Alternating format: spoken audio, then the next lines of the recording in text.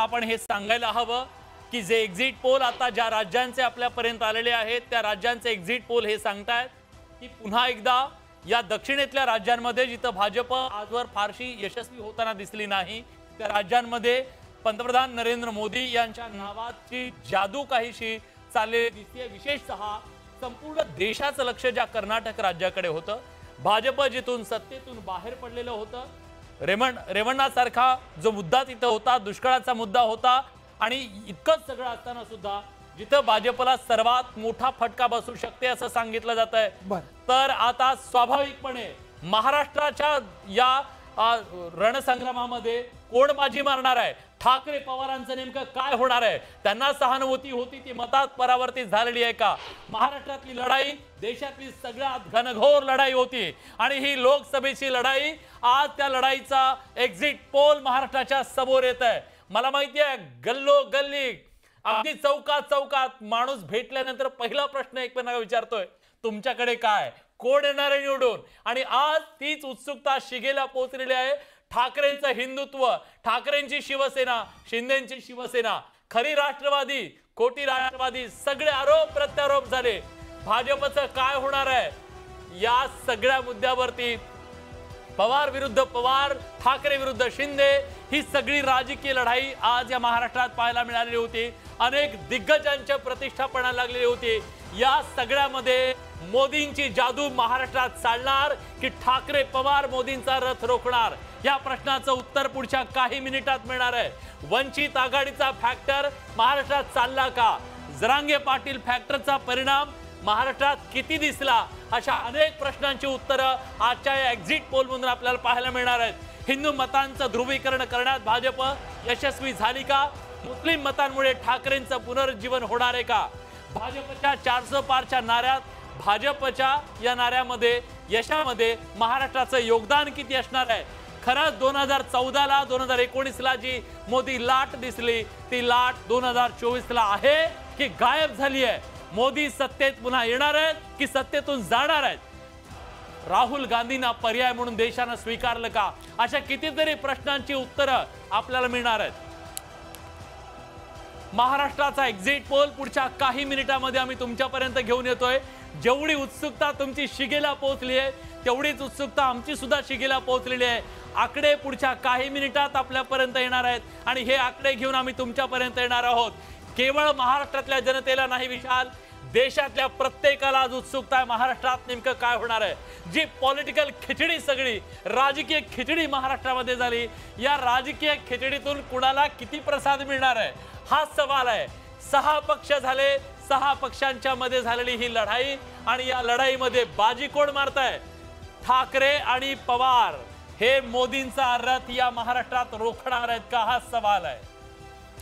आणि त्याच्यामुळेच महत्त्वाच्या लढती यामध्ये कुठल्या कुठल्या होते विलास, त्यावरती देखील एक नजर टाकलं पाहिजे। एकूण राज्यातल्या 48 जागा आणि या 48 जागांपैकी काही जागांवरती संबंध महाराष्ट्राचा लागतो होता। बिग फाईट, या बिग फाईट कुठल्या असणार आहेत बघा।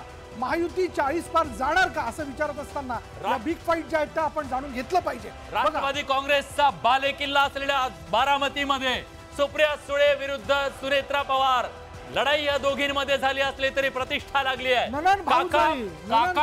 काका शरद पवार आणि पुतण्या अजित पवार यांच्यातल्या या आजवरच्या सर्वात घनघोर लढाई नेमकी बाजी कोण मारणार आहे? राष्ट्रवादी विरुद्ध राष्ट्रवादी अशीच ही लढाई होती। खरंय, पवार विरुद्ध पवार लढाईमध्ये काका पुतण्यांची प्रतिष्ठा पणाला लागली। पुढची बिग फाईट संपूर्ण राज्याचं देशाचं लक्ष। अहमदनगरमध्ये महायुती डॉक्टर सुजय विखे पाटील विरुद्ध निलेश लंके, ही सगळ्यात मोठी लढाई आणखीन एक म्हणता येईल, कारण डॉक्टर सुजय विखे पाटील हे विद्यमान खासदार आहेत आणि निलेश लंकेंनी त्यांना आव्हान दिलेलं होतं।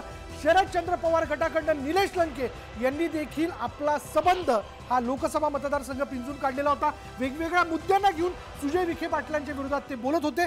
दुग्ध विकास मंत्री या जिल्ह्याचा असून सुद्धा जिल्ह्यातल्या शेतकऱ्यांना दुधाला भाव मिळत नाही असे देखील मुद्दे प्रचारात आले।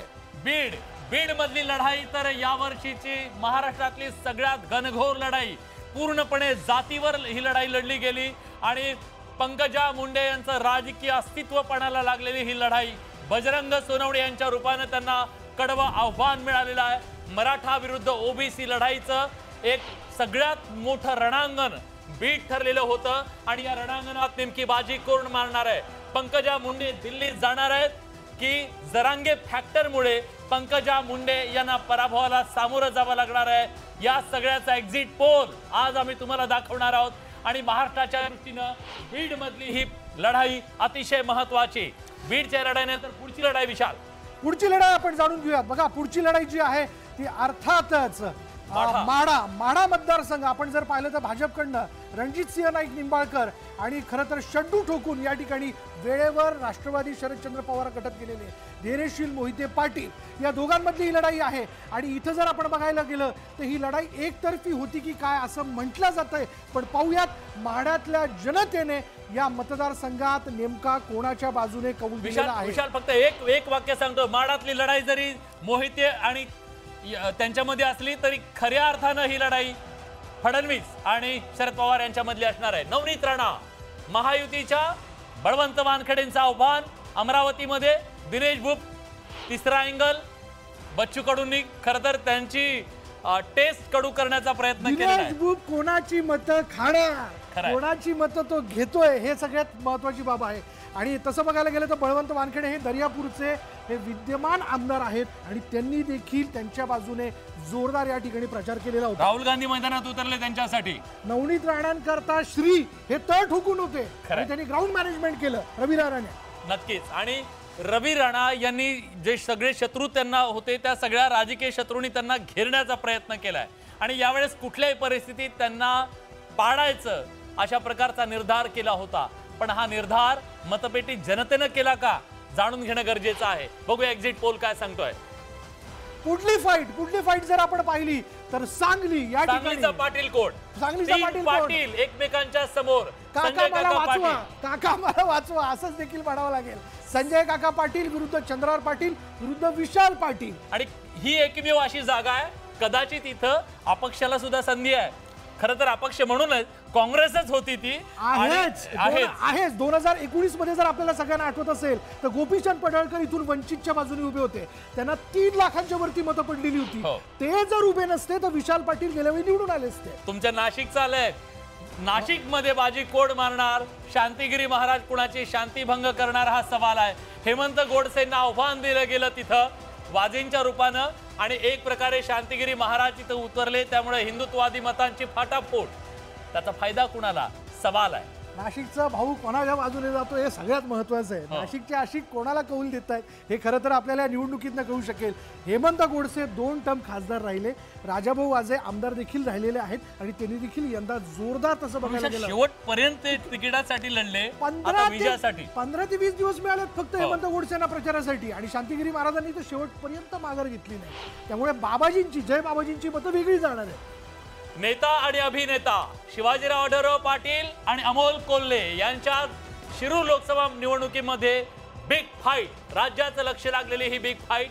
आणि आढळराव पाटील आढळ राहणार की अमोल कोल्हे नावाचा अभिनेता आता खऱ्या अर्थानं या निवडणुकीतून नेता म्हणून पुढे येणार हे पाहणं महत्वाचं आहे.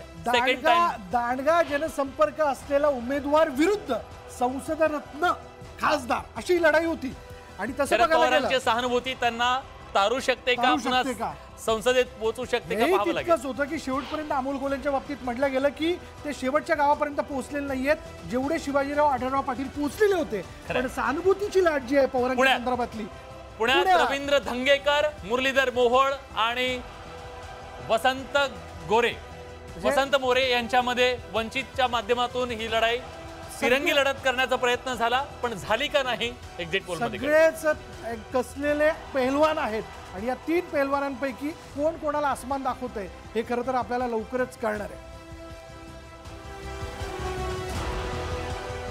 त्याच्यामुळे पुण्याच्या लढतीकडे सगळ्यांचं लक्ष वेगवेगळ्या या बिग फाईट ज्या आपण जाणून घेतोय. या बिग फाईट मध्ये अमरावती असेल, पुणे असेल, त्याचबरोबर आपण जर पाहिलं माढा असेल, या वेगवेगळ्या लढतींबद्दल आपण शिर्डी नाही माफ करा बारामती, पुन्हा एकदा बारामतीबद्दल आपण जाणून घेऊया. बारामतीची लढाई मुळातच राष्ट्रवादी विरुद्ध राष्ट्रवादी आहे आणि यामध्ये जर आपण पाहिलं तर नणंद विरुद्ध भाऊजाई यामध्ये कोण बाजी मारतंय हे बघणं फार महत्वाचं ठरेल.